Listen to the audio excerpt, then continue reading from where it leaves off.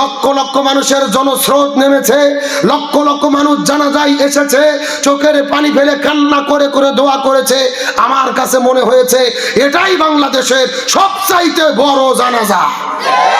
এটা বাংলাদেশের রেকর্ড, নতুন ইতিহাস সৃষ্টি হলো। পিতা মাতা হাউমাউ করে কান্না করে, তার ছোট্ট সন্তান কি ফুটফুটে চেহারা, হাসি মাখা বাবা এবং ছেলের কত ছবি, কত ভিডিও আমরা সোশ্যাল মিডিয়াতে দেখেছি। আজকে বাবা নেই, এই ছোট্ট সন্তান বুদ্ধি হওয়ার আগে তার বাবাকে হারিয়ে বড় এতিম হয়ে গেলেন।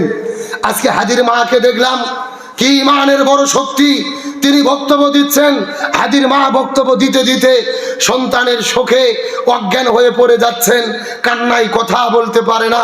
তার কারণে এই পৃথিবীর ভেতরে সবচাইতে বেশি কষ্টের কাজ হলো পিতা মাতা বেঁচে থাকা অবস্থায় সন্তান দুনিয়া থেকে বিদায় নেওয়া।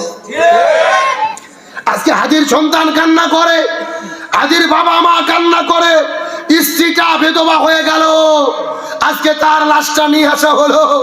এই যে হাদিকে গুলি করে হত্যা করা হলো, হাদির কোনো অপরাধ নাই, তার অপরাধ হলো একটা, তিনি ভারতের আধিপত্যের বিরুদ্ধে বক্তব্য দিয়েছে, তিনি ভারতের জুলুমের বিরুদ্ধে বক্তব্য দিয়েছে, হকের পক্ষে কথা বলেছে, এই দেশে ইনসাফ কায়েমের পক্ষে কথা বলেছে, তার জন্য তাকে জীবন দেওয়া হলো। আমরা পরিষ্কার করে ডক্টর ইউনূস সরকারকে বলতে চাই, একটা মানুষকে দিনে দুপুরে গুলি করে হত্যা করা হলো, ওই আসামি কেমনে ভারতে পালিয়ে গেল, এই জবাব সরকারকে দিতে হবে। আর আপনারা ভারতের সাথে কথা বলেন, আসামি যদি ভারতে পালিয়ে যেয়ে থাকে, আসামিকে গ্রেফতার করে এনে এই বাংলাদেশে ফাঁসির দড়িতে ঝুলাতে হবে। আর ভারত যদি আসামি ফিরিয়ে না দেয়, ওই ভারতের সাথে সকল ধরনের কূটনৈতিক সম্পর্ক ছিন্ন করতে হবে। তার কারণ যেই ভারত আসামিদের জায়গা দেবে, খুনিদেরকে জায়গা দেবে, ওদের সাথে আমাদের কোনো প্রীতি থাকতে পারে না। আর ডক্টর ইউনূস সরকার স্বরাষ্ট্রমন্ত্রী শুধু গরম গরম বক্তব্য দেবেন, মিষ্টি মিষ্টি কথা বলবেন না। 2000 ছাত্র জনতার রক্তের উপরে দাঁড়িয়ে আপনারা ক্ষমতায় বসেছেন।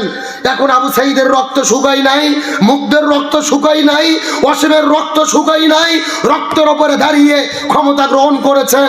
আপনারা থাকতেই জুলাই যোদ্ধাদের দিনে দুপুরে হত্যা করা হবে, আপনারা নিরাপত্তা দিতে পারবেন না, তার মানে বোঝা যায় আপনাদের ক্ষমতায় থাকার নৈতিক কোনো অধিকার নাই। আমি তো মনে করি স্বরাষ্ট্রমন্ত্রীর পদত্যাগ করা দরকার। আপনারা খুঁজে বের করেন, এর বিচার কায়েম করেন, এর সুষ্ঠু বিচার আমরা দেখতে চাই। আমাদের হাজী ভাই শহীদ হওয়ার কিছুদিন আগেই বলেছিলেন, আমার মনে বড় চাওয়া, ওই জালেমের আমাকে মাথার মধ্যে যদি বুলেট মারে আমি শহীদ হয়ে যাব, তবে আমি বিদায় নেওয়ার পরে যেন আমার হত্যার বিচার করা হয়। এই বিচার তিনি চেয়ে বিদায় নিয়ে চলে গেছেন। কি তার ইমানের জুজবা, কি তার ইমানের পাওয়ার, যার পুরোটাই কলিজা, যার বক্তব্য শুনে শুনে শরীরের লোমগুলো দাঁড়িয়ে যায়। তিনি গত কয়েকদিন আগে বলেছিলেন, 50 বছর আমি বাঁচতে চাই না, 5 বছর বেঁচে এমন কিছু কাজ করতে চাই যেন এই দেশের মানুষেরা আজীবন আমাকে খেয়াল রাখে, আজীবন আমাকে স্মরণ রাখে। আমার তো মনে বলে হাজির সাহেব আল্লাহ পূর্ণ করেছে, তার দোয়া কবুল হয়ে গেছে। মাত্র 30 বছর বয়স, হাজি বিদায় নিয়ে চলে গেল, পুরো দেশের মানুষ তার জন্য দোয়া করতেছে। আমার মনে বলতেছে হাজি সফল হয়ে গেছে, এটা তার সফলতা, তিনি সফল। এক হাজি বিদায় নিয়েছে, হাজার হাজার হাজি আজকে রাজপথে নেমেছে। ওই শাহবাগের চত্বর মিছিল চলতেছে, তুমি কে আমি কে, হাদি হাদি। তার মানে বোঝা গেল এক হাদিকে মেরে এই লড়াই বন্ধ করা যাবে না, লক্ষ হাদি রাজপথে নেমেছে। হাজি নিজেই বলেছিলেন, আমাকে তোমরা হত্যা করবে, আমার সন্তান লড়াই করবে, তার সন্তান লড়াই করবে, প্রজন্মের পর প্রজন্ম এই লড়াই চলবে। আমরা বাতিলের কাছে কখনো মাথা নত করব না।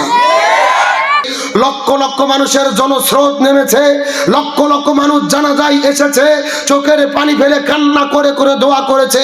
আমার কাছে মনে হয়েছে এটাই বাংলাদেশের সবচাইতে বড় জানাজা।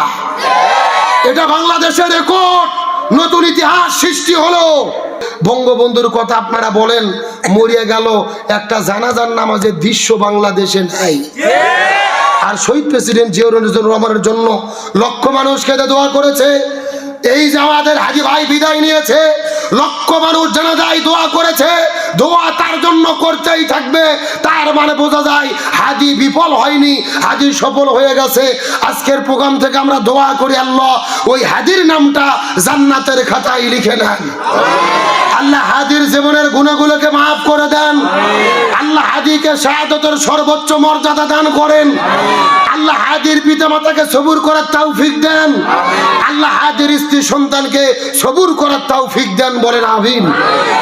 আপনারা কি কষ্ট পাইলেন? মন খারাপ করলেন? আজকে পুরো দেশের মানুষ শুধু হাজীর নিউজের দিকে তাকিয়ে আছে। কোথায় হাজীর লাশ কিভাবে আসলো? এই হাজী কয়েকদিন আগে বলেছিলেন যে আমি তো হারাম খেয়ে মোটা হইনি, আমার দেহ অত বড় নয়, স্পেশাল কোনো কফিনের দরকার আমার নাই, সাধারণ একটা কফিনে উঠাইয়া আমাকে দুনিয়া থেকে বিদায় করে দেবে, আমার স্পেশাল কফিন প্রয়োজন নেই, আমি অতি সাধারণ হয়ে আল্লাহর কাছে হাজিরে দিতে চাই। আল্লাহু আকবার বলেন। আমার তো আমার মনে হয় কিছুদিন আগে আল্লাহ তাআলা ওনাকে মেসেজ দিয়েছিল যে তোমার বিদায় অতি দ্রুত হচ্ছে। উনি যা যা বলেছে সবকিছু মিলে গেল। আজকে সেই সিঙ্গাপুর থেকে তার লাশ আনা হয়েছে অতি সাধারণ একটা বক্সে করে। আপনারা দেখেছেন তার ওসিয়ত পূর্ণ করা হয়েছে। কোটি টাকার কোনো বক্স নয়, লাখ টাকার খরচ নয়, সাধারণ একটা কাজের ভেতরে ছোট্ট একটা কফিন দিয়ে তার ওসিয়ত মেনে তাকে আনা হলো। সুতরাং আমরা বলতে চাই হাজী ছিলেন সহজ সরল, হাজীকে আল্লাহ জান্নাত দেবে। তবে হাজীর জন্য শুধু কাঁদলে হবে না, হাজীর অসমাপ্ত স্বপ্ন এই বাংলার জমিনে আমাদের পূরণ করতে হবে। আমরা ভারতের দাদা বাবুদের বলতে চাই, এক হাজীকে হত্যা করেছো, লক্ষ হাজী রাজপথে নেমেছে। হাজীর ইনসাফ ছিল, হাজীর টার্গেট ছিল ভারতের আধিপত্য বিরোধী স্বাধীন সার্বভৌম বাংলাদেশ, ইনসাফের বাংলাদেশ, ন্যায়ের বাংলাদেশ। সুতরাং আমরা শপথ গ্রহণ করি হাজী বিদায় নিয়েছে, তার স্বপ্ন ব্যর্থ হবে না। এই বাংলার জমিনে ভারতের আধিপত্যের বিরুদ্ধে দাঁড়িয়ে ন্যায় এবং ইনসাফ কায়েমের কাজ করতে শপথ নেওয়ার জন্য কারা কারা রাজি আছেন? দুটি হাত আল্লাহকে তুলে দেখা।